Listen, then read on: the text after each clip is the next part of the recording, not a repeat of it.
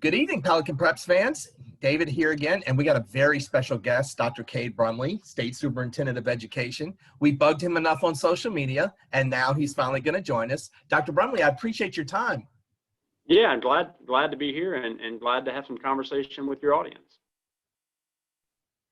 I guess my one political question is, when you come into this with a hurricane where half the state is, wiped out school-wise. You got COVID stuff-wise. My wife's a teacher, so she's having to deal with all sorts of different stuff. Just how difficult has it been to, start the job?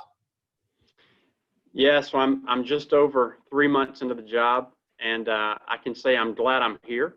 I feel like my background teaching and coaching and as a school administrator has prepared me to the extent that one can be prepared for this. And as we were talking earlier, I'm just so impressed with what's happening throughout our state. The innovations, the commitment. This is not easy work. Our teachers and our coaches and our leaders are heroes, and just proud to be associated with all of them.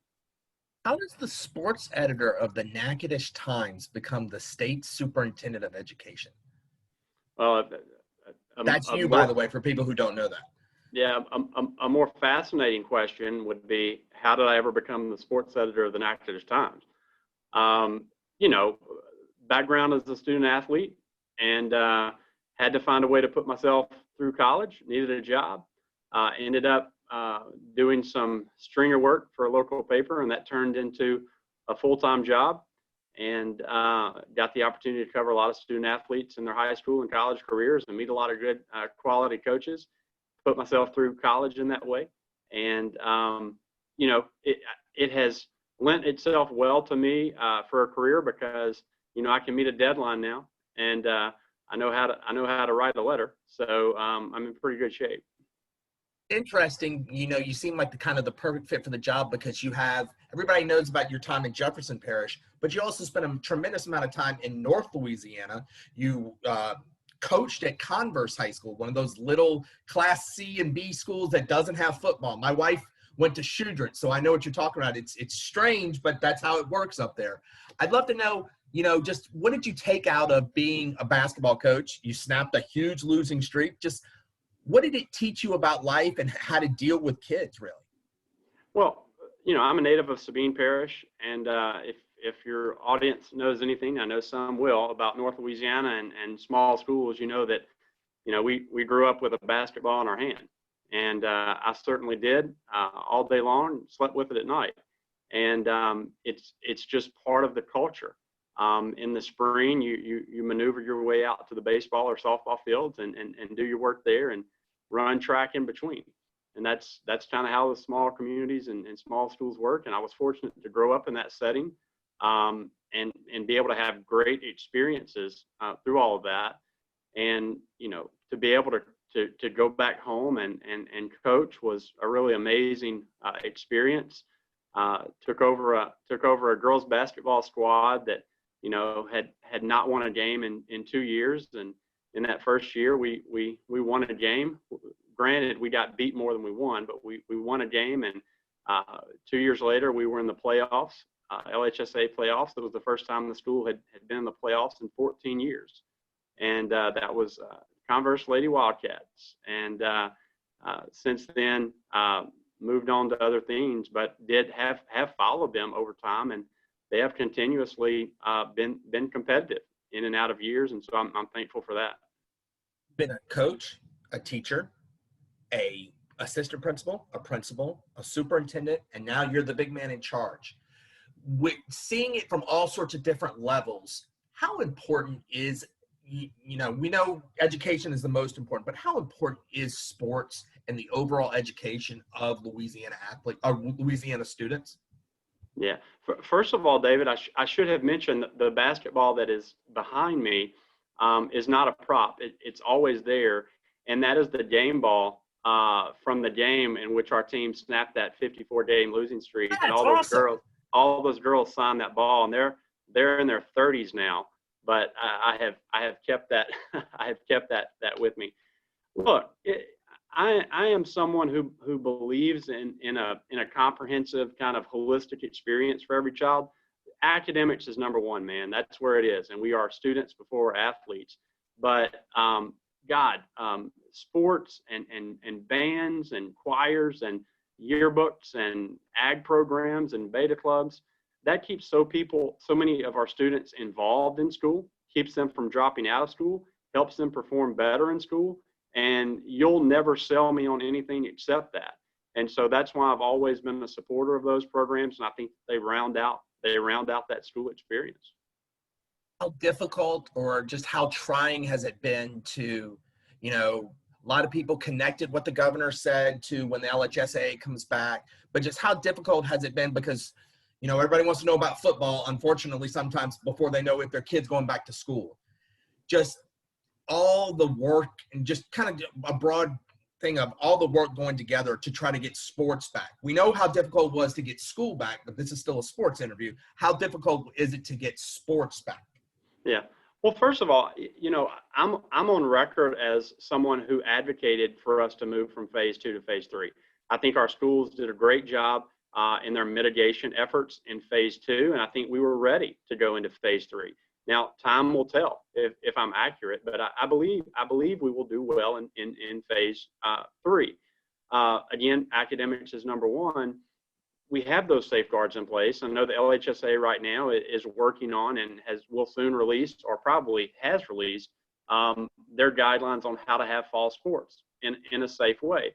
And I think we're just going to have to be flexible and patient with each other working through this. Things are not going to be as they always have been. But I think we have to appreciate the fact that so many people are committed to doing this in a safe way so that our student athletes can have these experiences. And hopefully, I've said if we're having student athletes participate, their parents should have the opportunity as well to see them in competition, see them participate. So we just all have to work together to make this happen. And I have to have, I have confidence in our coaches and our band directors and our club sponsors that they're going to do what it is needed so that they can prevent the spread of virus within their clubs and activities. Because look, if they don't do those things will have to shut back down. And that's for everything in our society. So we all have to take this seriously. How much of this is just a hands-off approach and you just let the LHSA do their thing because this is what they're supposed to do? Or do they come to you and try to ask your opinion and help for some guidance? Or is it more just this is what you're supposed to do? Well, first of all, I have relationships with coaches from throughout the state. I have relationships with FCA directors throughout the state, Fellowship of Christian Athlete sponsors. I have a net of relationships throughout this entire state, and I have conversation with those people. I think the LHSAA has done an admirable job with this. Mr. Bonin is in contact with me. I try to give him thoughts as I know them. I try to help make connections for him as I have them. But the Louisiana Department of Education nor the Board of Elementary and Secondary Education governs high school athletics in Louisiana. When there was football controversy about whether or not we should play football, individuals were asking me, well, you should fix it. And I said, well, there's nothing for me to fix. The Department of Education does not govern high school football in the state of Louisiana. And look, I'm as excited as everyone else to see the Friday night lights turn back on. And I look forward to being out there on the sideline. A couple more questions here with Dr. Cade Brumley, State Superintendent of Education.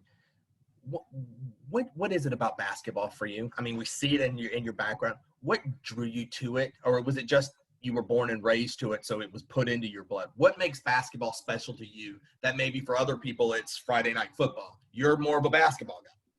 Well, it's just the fact that that's the way I was raised. I was not raised on a football field. I was raised on a dirt road with a single basketball goal and dribbling that ball and trying to work on my ball handling and all that stuff and playing Dixie Youth baseball in the summers. And that was my experience. And so that's why it's very deep and personal to me. That doesn't mean I have affinity for one over the other. It's just that was my personal experience. I was on the sideline whenever Logansport High School, as their superintendent, won a football state championship. I was there when North Dakota High School won a baseball championship, multiple softball championships. I was there with Pelican High School when they won a basketball championship. it's all exciting and fun to me because it's great to see kids having fun. And so I just want to add value to that. Two more quick questions. I've dealt with this with covering sports. Unfortunately, yes, education is the #1 goal here. But in a lot of ways, if there wasn't sports, a lot of kids, you and I both probably have had this experience, they wouldn't be in school. Sometimes it's football, it's basketball, it's track that's keeping them in school. So saying that, how much even more important was it that we've got to try to get the extracurricular activities incorporated with school reopening for those reasons? Yeah, I think it's super important. I think coaches have an incredible opportunity mentoring, young men and women. Like I said, I have connections with so many coaches throughout the state. My brother is a high school baseball coach in Zwolle. They've made a couple of good runs. I know personally from him how he tries to invest in students. I know from coaches throughout the state how they do that. I think there's an incredible opportunity for coaches to develop character traits in their student athletes. I think there's an opportunity for coaches to improve ACT scores. I think there's incredible opportunity for coaches to improve GPAs, because if those student athletes who often do not have anyone other than their coach know that their coach is looking at that ACT score, or is looking at that GPA, or is looking at that behavior report, that goes a long way. All right, Dr. Brumley, I have one last question. You have to pick. Are you in the dome to watch state championships, or are you in, basketball watching the top 28? You got to pick one. Where are you going?